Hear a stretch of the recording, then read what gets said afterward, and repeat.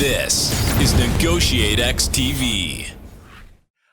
Hey, I'm intentionally trying to dress athletic today, which is a challenge. But because our guest is going to take us through some sports performance psychology, and so we're going to get there. This is going to be a fun program. I'm really excited for today's program. A few weeks ago, we had Mike Farrig on to talk about how we might learn from, the world of marketing and how there may be applications to negotiations. Well, today we're going to step into another field outside maybe the normal bounds of negotiation, and don't know exactly where that's going to lead, but I know we're going to learn a lot and have a lot of fun. So today, our guest is a former Army football player. Thus why, if you're watching the video, I'm wearing my Army hat. My beast roommate was an Army football player, and ever since I've been a fan. Some of my best students when I taught at West Point were Army football players. So it is a pleasure and an honor to welcome another one to our program today. We are joined today by Lieutenant Colonel retired Andy Riise. Andy is a mental performance coach and an expert in leadership and the psychology of resilience and elite performance. As I mentioned, he's a West Point graduate and with over 20 years in the military. During that career, he led soldiers in a variety of overseas missions to include combat operations in both Iraq and Afghanistan. Andy has a master's degree in exercise psychology with an emphasis in sport performance. Sport and performance, I should say. He is also a presidential leadership scholar and a member of the American Psychological Association and the Association for Applied Sports Psychology. His research and coaching expertise is in evidence-based best practices of sport and performance psychology and various applied behavioral science disciplines, with an emphasis on mental toughness and stress inoculation. Andy was one of the Army's first master resilience trainers and facilitators and helped launch the comprehensive fitness program. As a mental skills coach and consultant, he has worked with a wide range of clients ranging from professional sports teams, corporate leaders, first responders, and healthcare practitioners. Andy serves as the program director for the National Security Innovation Network at Texas A&M. Go Aggies. He also serves as a youth rugby coach and a troop leader for Boy Scouts of America. He himself is an Eagle Scout. He and his wife, Katie, have been married for over 19 years. They have 4 extremely active children. Andy and our paths have crossed throughout our military careers. We had the opportunity to serve together in Colorado.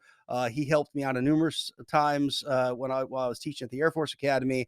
So with that, Andy, thank you for joining us. Welcome to the program. Gentlemen, it's an honor and a pleasure. And I just want to comment on the awesome haircut that Nolan has.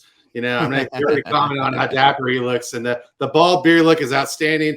Aram, I love your retirement beard. And you're a great friend. And I'm a big fan of the podcast. Thanks for having me, guys. Thanks, Andy. Yep.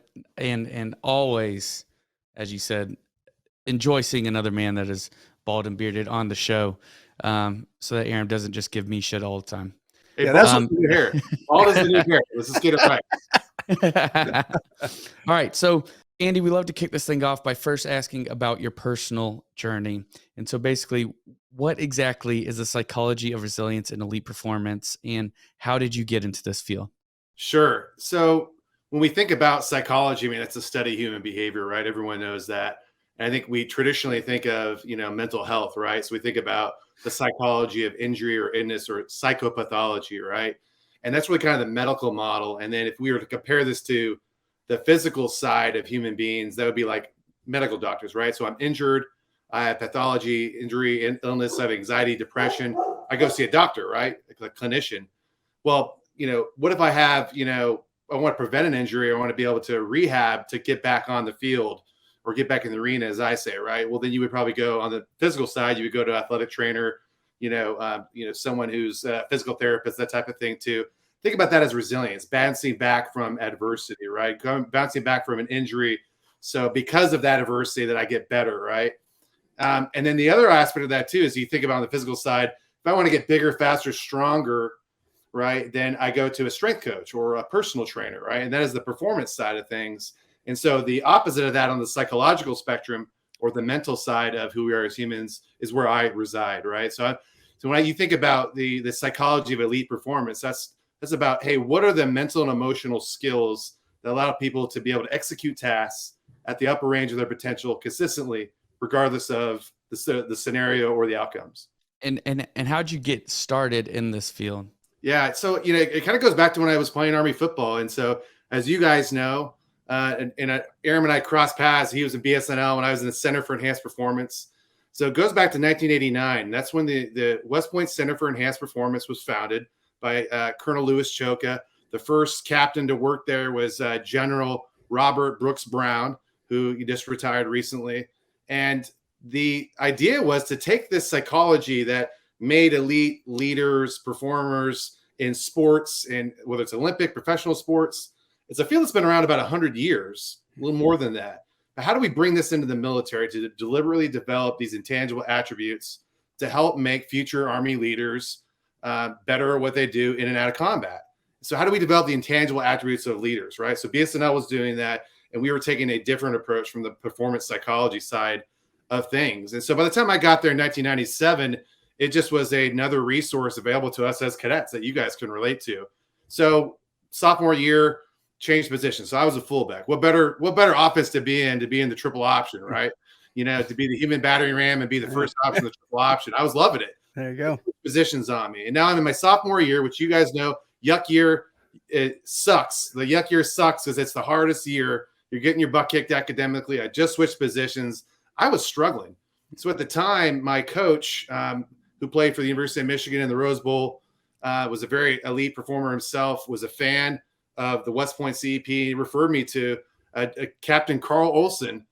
Shout out to Carl, who's at Penn State in the athletic department now. And just started working with him, just kind of like you guys did, just like you worked with Aram when he was a captain and major.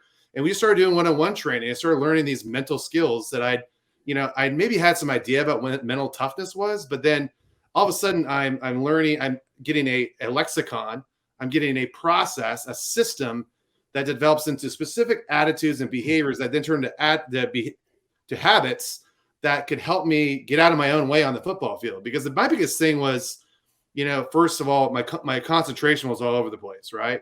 I had a really difficult time transitioning from the cadet area up to the football field. So developing routines, where to put my attention, when it needs to be, where it needs to be there. Then I had some confidence issues too. So I was very much in my own head. I couldn't get out of my own way. I was overthinking things. I was learning a whole new position and playing at a really high level. And oh, by the way, no kidding, right? Understatement of the year, West Point's kind of hard, right? So I had all these other things that were distracting me. So all those led to like this challenge that turned into an opportunity that then became a set of skills that I was practicing. And again, I was in survival mode at West Point. But what I didn't realize is that when I graduated, now guess what happens? 9/11 happens. I'm in the class of 2001. All of a sudden, we've been training, and Aram knows this full well because he was already commissioned 4 years ahead of me, right, Aram? Yeah. We're already preparing for kind of this, this fight in the Balkans, right?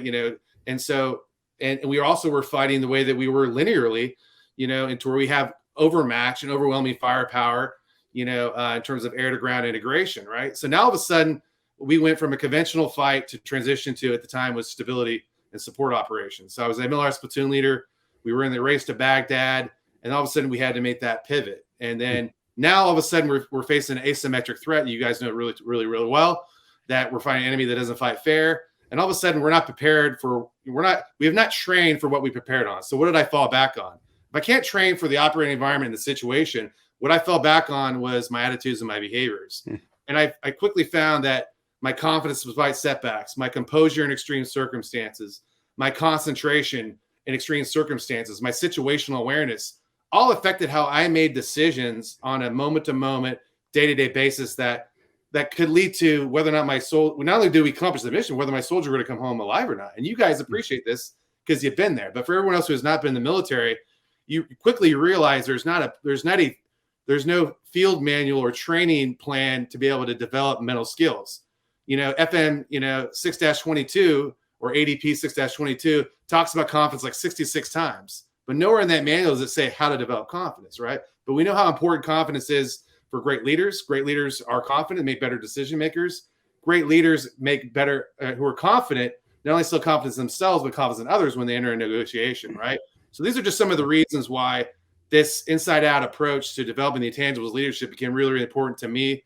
And it really kind of highlighted this idea that, hey, I had to train my brain and help my soldiers train their brain as much as they train their body, as much as we trained cohesion as a team, and as much as, you know, we were trying to influence the people that we were trying to help in Iraq and Afghanistan or across the world.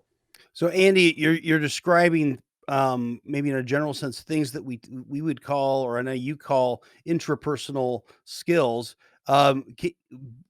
Very specifically, I mean, do you have, like, what are these intrapersonal skills that are essential for people to learn to make better decisions? I love that connection. No, absolutely. I think there's quite a few of them. I mean, in sports psychology, which is not the only field that I borrow from, we a lot of times think about, hey, well, let's pick confidence again, right? So talk about self-talk. I talk about selective perception, about interpretation, about what happens to me, you know, and having a strong mental filter as far as what I allow that's useful for me. Understanding, you know, what my thoughts are, how do I separate myself from my thoughts, and then how do I get composure, you know, in terms of things like, you know, using breathing, using present moment focus, to then not allow my emotions to control me, but I'm in control of my emotions. And then in other words, like, what are the things that allow me to have self-awareness and self-regulation from moment to moment, you know, that creates what I call you becoming the barometer, right? And I think this is really relevant to the negotiations construct, right? Because if you can control your attitudes and your behaviors, right, when everything else is chaotic going around you, whether you're in negotiation or not, you know, if you can have a deliberate and intentional process in terms of how you think and how you act and react in deliberate and effective ways, that's going to lead to an optimal outcome 9 times out of 10, or more often than not. Yeah. Hey, thanks for checking out this video on NegotiateX TV. If you found any value at all, please hit the subscribe button, hit the notification icon if you want to be notified of future videos. And then we also have a couple videos over here that you might be interested in checking out. If you and your small business, your team, are looking to get negotiations or leadership training, then you can head over to negotiatex.com and learn more about the coaching services we offer. Thanks, and I'll see you over in the next video.